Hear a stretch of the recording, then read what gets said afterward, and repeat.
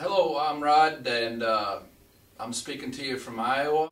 I'm particularly going to talk today about Scott, gentleman from California, that I had met approximately about 8 months ago. I was introduced to him, and ever since he's taken me to new levels. For me, I have a dedicated room, so first off, I think that's really important in a room if you can do that. If not, Synergistic research did help a lot with, they have some acoustic art that goes on the wall, and you'll see some pieces in my room here, and made a significant difference, especially the bang for the buck. I'm extremely impressed. I can change the acoustics the way I want them, and it's very, very effective. We're down in a basement. I have a 9-foot ceiling, and it's yeah, it's not ideal, but it's got to work for me. I put a petition up, and I used the corner of my my house, and I share this room not only for audio purpose, but as you can see, for video as well, which is it's probably not ideal on the audio side nor on the video side, but it's the best I can do with the budget that I have, and I've made it work. What I do is I have about a 160-inch screen behind us, and I use the acoustic art. I set it on a stand whenever I want to just listen to 2-channel, and I set it in front of my screen, and it works out very well. I consider myself as a novice at this, even though if somebody visits my room, they surely can claim probably that's beyond a novice, that they consider me an audiophile. I've been doing it for over 20 years, and I'm not done. I don't really want to be done. I think it's a journey. The one thing about it that I could suggest is that enjoy your journey along the way. Don't forget to listen to the music, and don't get caught up into what's right or wrong with your system. Back to meeting Scott, and my first thing that I had ever done with Scott was I was talking to him about Synergistic research, cables in particular, and they came out with some new product. They already had some of their product. They had a lot of transparent audio. Matter of fact, I was all transparent audio prior to being introduced by Synergistic research 2 or 3 years ago. I'm very delighted with the product. I think they have a very good product. I think Ted and Elliot are geniuses as being on the cutting edge for things.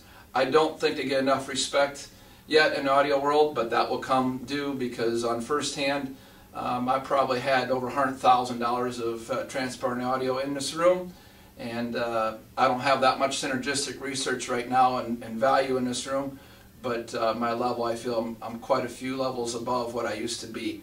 The sound has grown immensely. It's grown to a live entertainment with a lot of correct timbre and not color.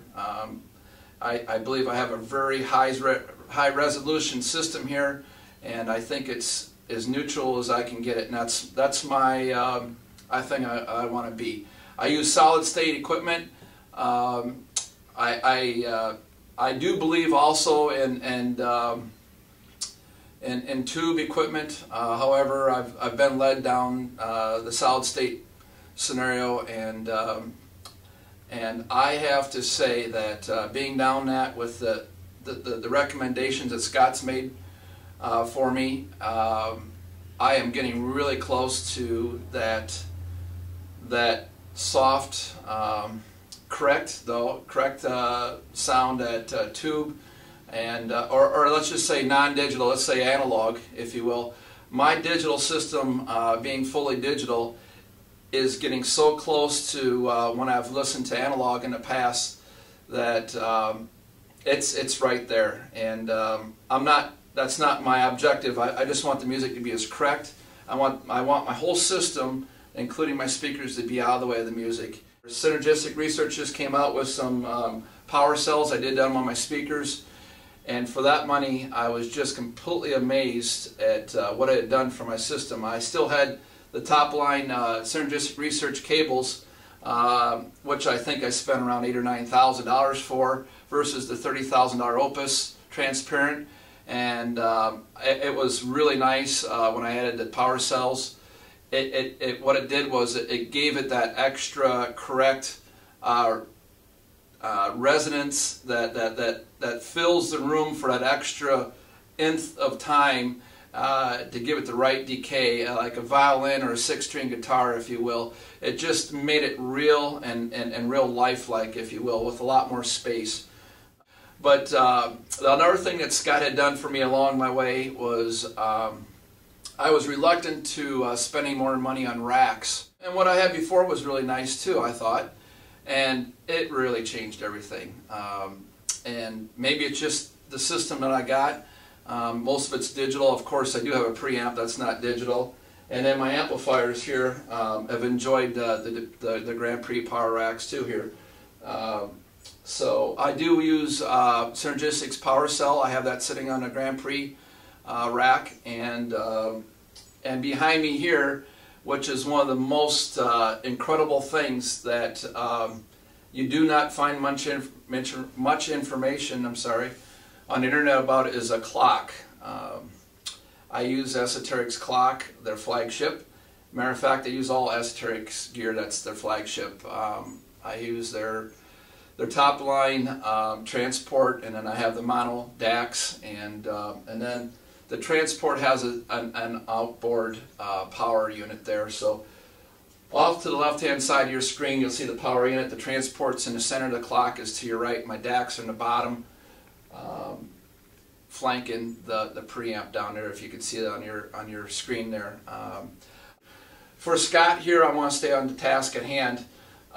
Changing the racks in this room, what it had done for me was, first of all, I couldn't fathom how much more I was missing of some music here. Now my system really is, and I want to use the term muddy or blurry, because I have a great sound stage. I have a great depth to my sound stage, but the racks gave it more of the presence for the music instrument. What I mean by that is, if I felt that the violin was buried way back in the right stage, way deep, maybe next to the drummer, I had a hard time hearing if the violin was facing me or if the violin would happen to be turning. I can take pieces of music now, if you will, and when the artist is moving around the stage, I can detect the decay of the musical instrument. So if the diaphragm or the opening of a six-string guitar is facing directly to you, you can feel that, and as soon as the gentleman would move or the lady would move to the left or right, you can hear the decay of the music filling the room accordingly. Those details like that really give it what I call a lifelike appearance, or feeling that it is like that. And to me, it gives me goosebumps, and it's all what I'm in for it. And I'm just so excited to be at this level. I mean, I could stop where I'm at and completely be delighted for the rest of my life. I've said to Scott, and I don't want to take out of context, it's like getting your next fix of this sport, or this this thing that we call being an audiophile. This is something that gives me pleasure. I probably listen to channel about every day, and it just that 15 minutes, if it's 3 songs or if it's an hour and 15 minutes, just 100% enjoyment. I just can't wait to get to do it. In the past, it hasn't always been like that. You know, I've made some purchases, trying to convince myself it was the right purchase. It might be an amplifier scenario, and you sit down, it's like, well, part of it's better, part of it's bad. It was probably a lateral move. Everything I've done with Scott, we've talked about it. We've discussed it in great length, and the purposes have been spot on, or the purchases have been spot on, Scott. So you could rest assured there is a difference between Scott and the rest of the guys out there, and I've probably dealt with, well, certainly not all of them, but a lot of them. And going through that, you have good people and bad people. Scott's the good people. When you read about somebody that's a great person or a great business on there, that would be one of them, was Scott Walker. And that's the big thing I wanted to say today. Appreciate it. Thanks, Scott, for everything you've done for me.